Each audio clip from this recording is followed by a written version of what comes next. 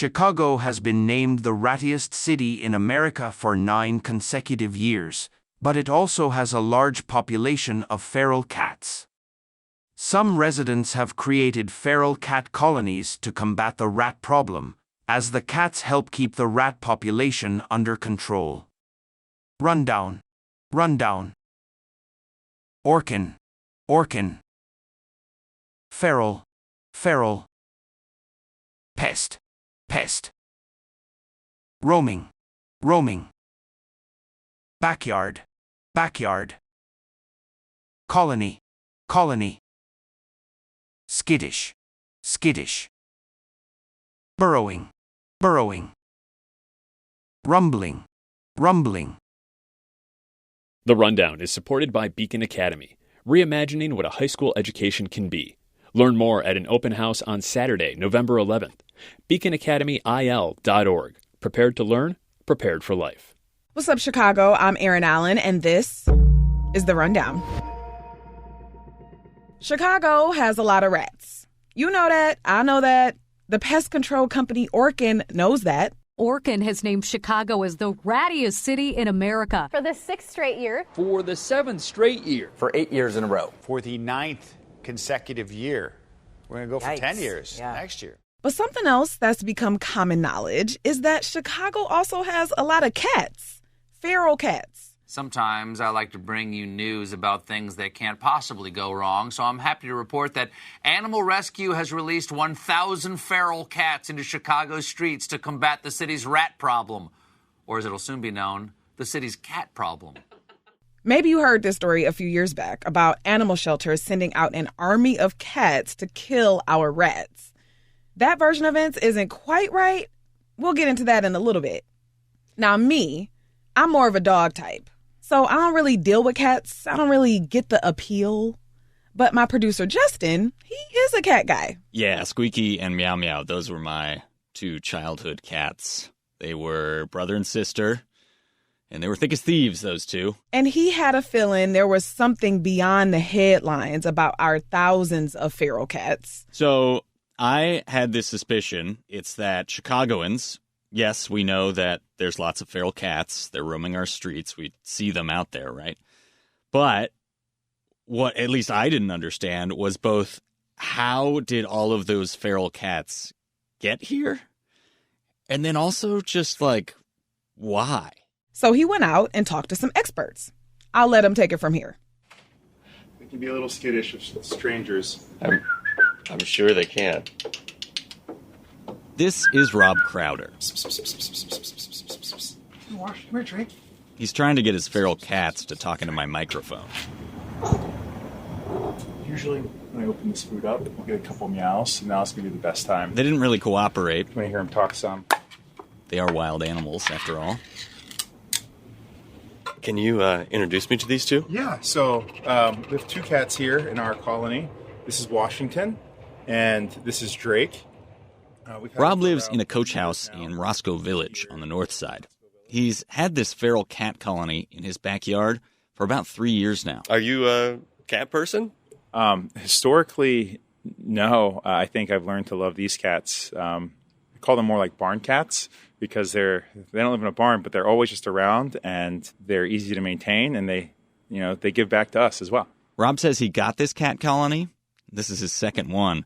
Quite literally to fight the rats. When we moved into this house, this gangway here was all grass, and there were just rats burrowing everywhere. But with these cats, we don't see rats in our area or our neighbor's area anymore. So yeah, you don't see many rats around here at all? Oh, only the ones they bring to us. And then sometimes if we do see a rat, it's kind of in the alley, with the trash cans.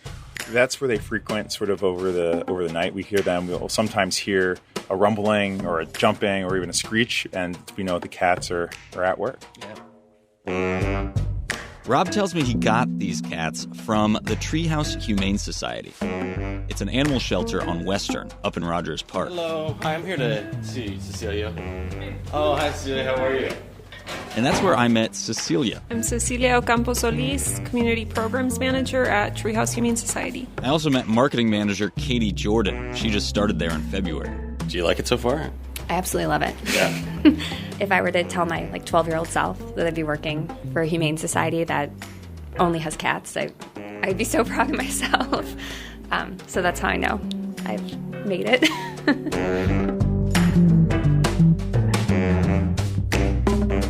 They gave me a tour of their cat adoption center. What was this one's name again? This is Ben? That's Ben. Hey, Ben.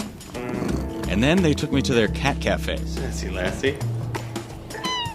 And let me tell you, this place is full of cats. What was this cat's name again? This is Croak. Croak. It was here in the cat cafe where I sat down with Cecilia to get the real story. Just basic question off the bat. What is a feral cat? So a feral cat is a cat that avoids people. The cat shows fear, stress, or hides from people. So the cat's unsocial. I think I fear friendly cats more than feral cats. Really? Why is that? Because with a feral cat, they don't want anything to do with you. And they typically stay away from you. A lot of people, when they think of feral, they think, oh, it's going to come get me. It's going to, show me its nails and hiss. Sometimes that's the case, but it's not often. I think it's just I've been doing this for 8 years. So I think that I know feral cats really well. So, kind of like I said earlier, hey, hello. My sort of expectation is that people are somewhat aware of the fact that there are feral cats and community cats out there. Would you say it's correct that Chicago has, an army of feral cats patrolling the streets, protecting us from rodent-borne disease? No, we don't have an army of cats patrolling for rats. I think we did have an article from The Hill published probably 3 years ago at this point. It, I think, painted a picture that we, Treehouse, were kind of just putting thousands of cats onto the street, which we do place cats for our Cats at Work program in different areas of the city, but they're targeted and the cats are there for a reason. So it's a little misleading.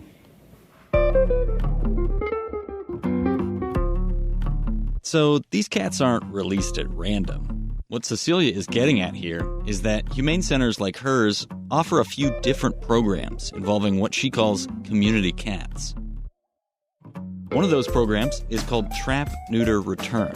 That's where, say you find a rogue cat or kitten under your back porch, you can call Treehouse or Paws or another humane center in the city, and they will trap the cat, neuter or spay it, give it a few vaccinations, and then return it out into the community. Now, another program, the one that Rob signed up for and the one that Cecilia just mentioned, is called Cats at Work. Because if there is one thing I associate with an animal who sleeps 20 hours a day, it's work. That's where you apply to host a colony of feral cats. They place a couple cats in your backyard, they acclimate there in cages for a few weeks, and then eventually they get let free in your area, and your home becomes their home base. You're responsible for feeding those cats every day, and not only might you get fewer rats in your yard, but you're actually helping accomplish one of the primary goals of the program. That's keeping cats out of kill shelters. I just want to make sure that folks understand that this program was built to offer, quote unquote, a second chance to unsocialize cats in high volume shelters. They don't have many options. Sometimes their options are humane euthanasia because it's not safe to interact with them, and they don't want anything to do with us, right? So we can't assume that any cat wants to be inside on a couch. That may not be what they want. That may not be how they thrive. So Cats at Work was really built to target that population and kind of steer away from euthanasia if we can. So it's a harm reduction program. It's not perfect, but we know that based on just like feedback and stories that we've had from our clients, cats can do really well outside. If you see a lot of them, they're happy. Some of them are fat. So Yeah. Yeah, so it's not a army of rat fighting cats. It's a opportunity to prevent cats from being euthanized. Yes, in a way, yes.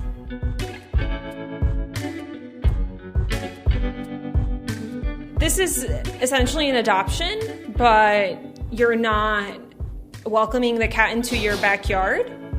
You're welcoming the cat into... Oh, God, sorry, you are... Ooh. Hey. Just a little skirmish. To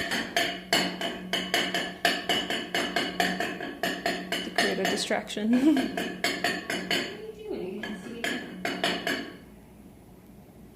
So essentially, the Cats at Work program is a form of adopting a cat. But again, it's an alternative, so something different. Instead of adopting a friendly cat that's going to be probably sharing a bed with you, it will be sharing a backyard. So how is Chicago a haven for cats? Well, in 2007, Cook County passed the Managed Care of Feral Cats Ordinance. That allowed for the creation of feral colonies of cats, as long as they're managed by humans. Cecilia thinks the number of caretakers today is in the thousands. Probably over 3,000 caregivers in the city, feeding, I can't even imagine the number of cats. Yeah, cats we don't even know about. I had just a few more questions for Rob. Is that how they survive the winter over there? Yeah, that's where they sleep outside on the winter in those heated, insulated shelters. Can I check that out real quick? Just to sort of take a look? Yes. It's a little messy right now since that's we're doing okay. Construction. I'll let you get a peek. So there's this shelter here, which is more of a commercial. Think Rubbermaid container with a 6-inch hole cut in the side, filled with sawdust and a warming mat. Yeah, it's like a little tub with a hole in the side of it. Yeah, and then they'll insulate the whole top, bottom, sides, everything. And then what they'll do is they'll put a heated mat on the bottom, and then they'll put straw bedding on top of that.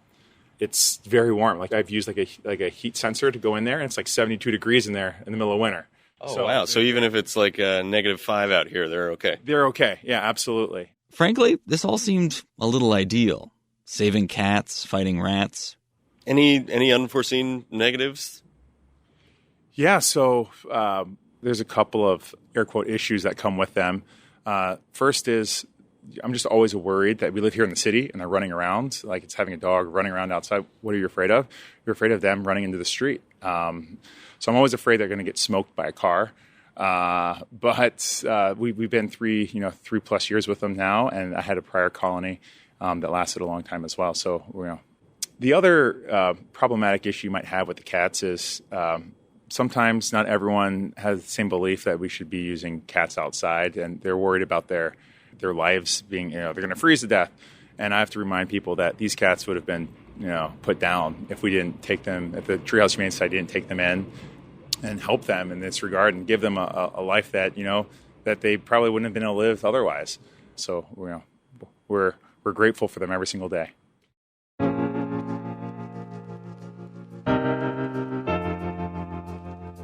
You can follow Treehouse on Instagram to find some pretty great pictures of cats. They're at Treehouse Humane Society. And if you want to learn more about minding a feral cat colony in Chicago, check out treehouseanimals.org. Cecilia says their application period opens up in the spring, but there are many other humane societies in Chicago that you can reach out to as well. And that's it for today. Thank you to Justin Bull and Sarah Stark for producing The Rundown, and to Ariel Van Cleve for editing the show. Our theme music is by Louis Weeks. Our executive producer is Brendan Banaszak. The Rundown is produced by WBEZ Chicago and is a part of the NPR network.